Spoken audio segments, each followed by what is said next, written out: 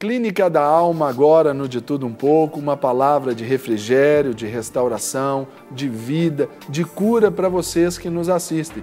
Então, não saia aí da sua cadeira, do seu banco, do seu sofá. Se você está em outro ambiente, aumente o volume da sua televisão, porque nós temos uma palavra rema, uma palavra de vida, uma palavra de Deus para você, onde o tema de hoje são as bem-aventuranças, segundo os relatos no Evangelho de Mateus, capítulo 5, versículos 1 e 2, especialmente. E claro, para falar a respeito desse tema tão gostoso de promessas de Deus a seu respeito, nós temos aqui o nosso querido pastor Rogério Goulart. É isso, Sérgio. Meu grande amigo. Amém. Prazer. Prazer todo mundo. Meu querido amigo também, Alzeir Rogério, pastor Rogerinho também. Tivemos juntos ontem no culto da Lagoinha, né? De manhã, pela manhã, sim, né, pastor? Que bênção, que palavra doce e gostosa, né? Muito bom.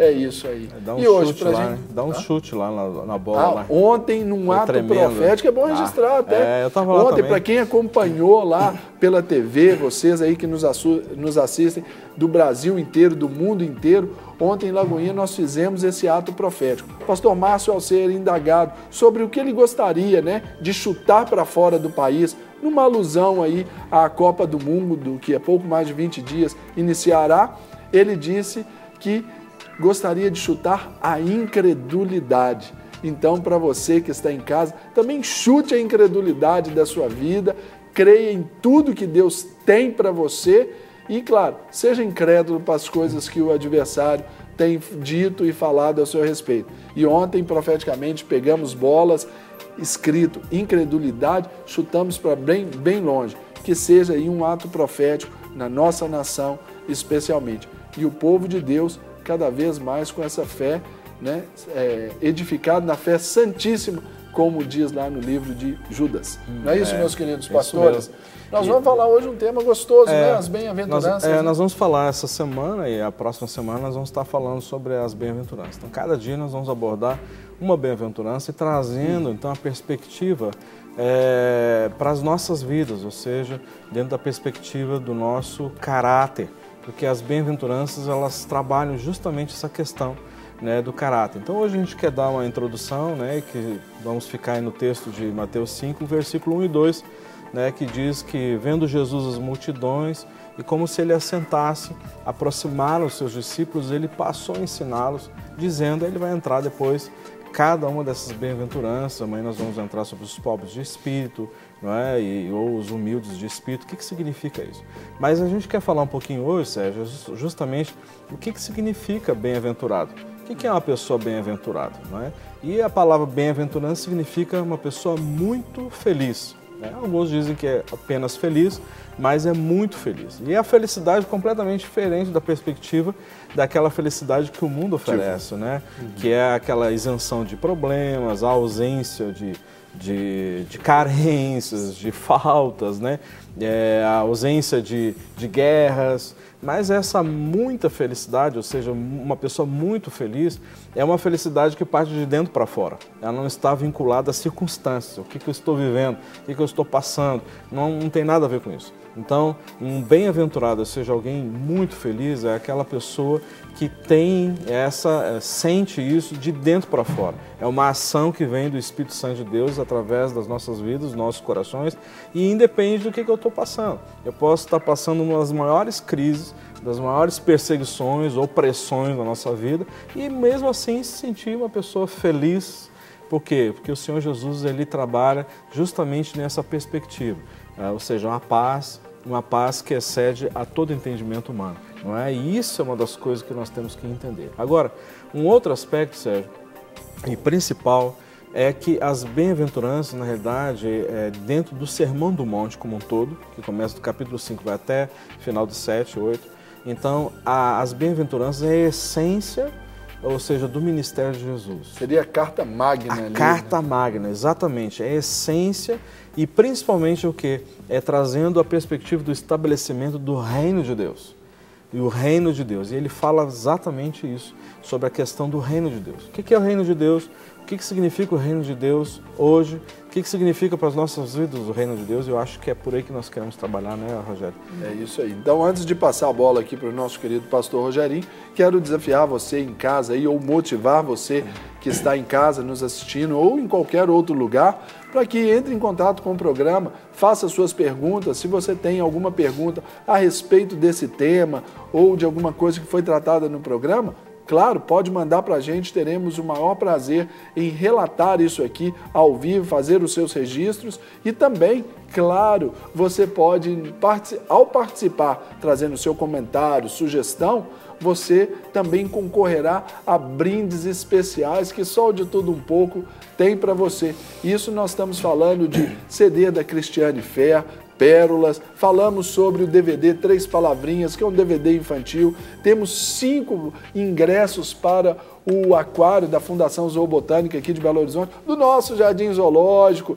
isso mesmo, e no oferecimento da editora Mundo Cristão, nós temos um livro que é um best-seller, é um livro que eu indico para todos os casais que eu trato, que se chama As 5 Linguagens do Amor. É um livro extraordinário. Você que é casado, especialmente, você tem que ter como um livro ali abaixo da Bíblia, na sua cabeceira da cama.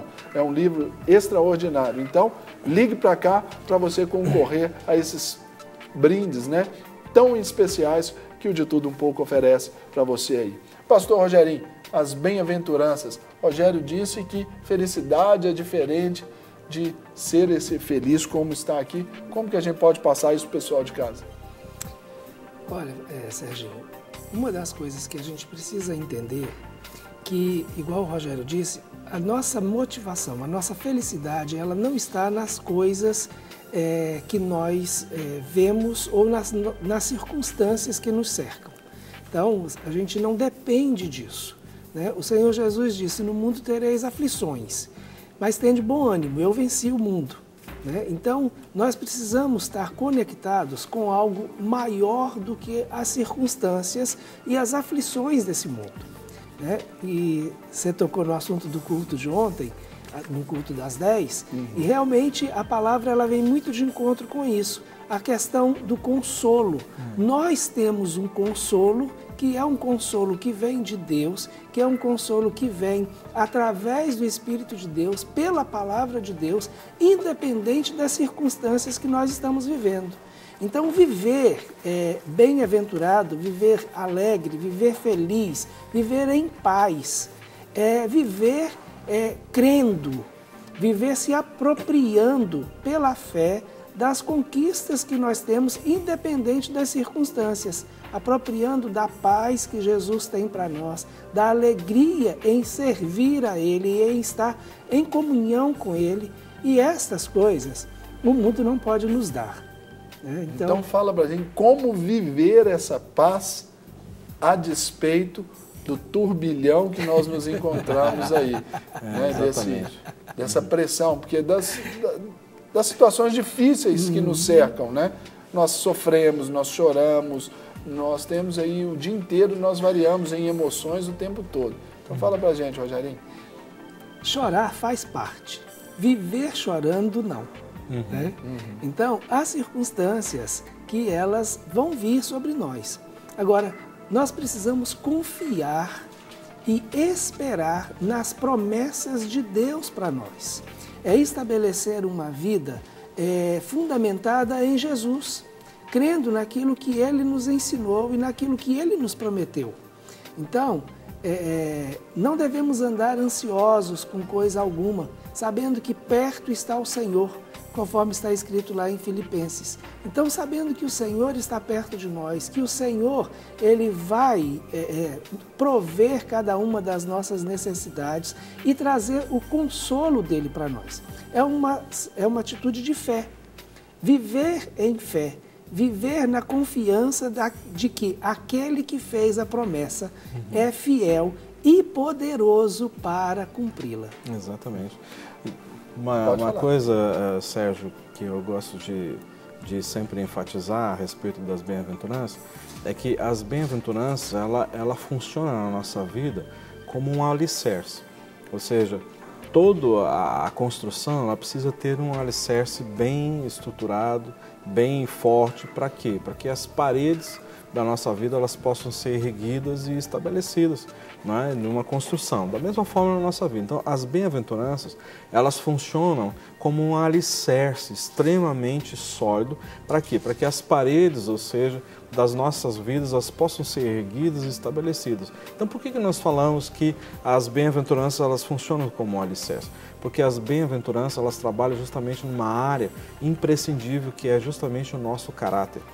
Todas elas vão trabalhar fortemente a questão do caráter. Então, essa é uma ministração, por exemplo, que é um ensino, aliás, que nós trazemos na nossa escola de restauração. Nós, no último módulo, ou melhor, no módulo 3, porque agora nós vamos ter o quarto e último módulo que nós vamos ter da escola. Então, nós trabalhamos isso por quê? Porque ela trabalha justamente naquela questão do caráter.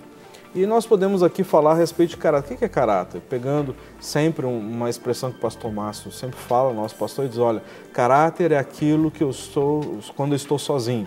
Ou justamente é o quê? É quando ninguém está me vendo, eu sou a mesma pessoa, tendo pessoas perto ou estando sozinho, eu sou a mesma pessoa. Então isso é caráter.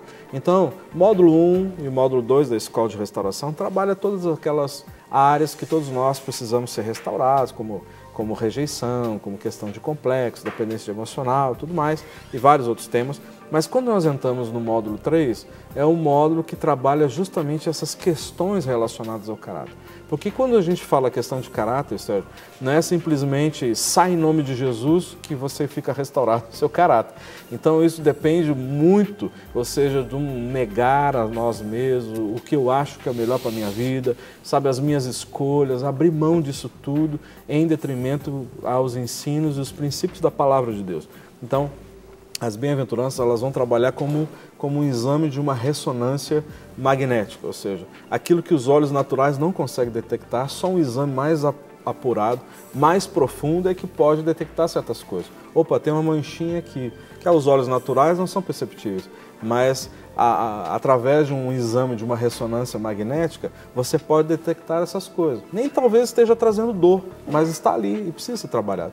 Então, nós entendemos, fazendo aqui uma alusão a esse exame, como que as bem-aventuranças é esse aparelho de uma ressonância magnética, onde nosso caráter vai ser checado, os nossos valores, entre aspas, vão ser checados para que a palavra de Deus tenha o seu efeito profundo nas nossas vidas, né? Embora tratado, Rogério, ali até pelo texto, bem-aventurados os pobres, os mansos, os que choram, sempre no plural, isso aí deve ser sempre olhado pela ótica do lado individual, né? Sim. A pessoa se identificar com aquele texto, né? Exatamente.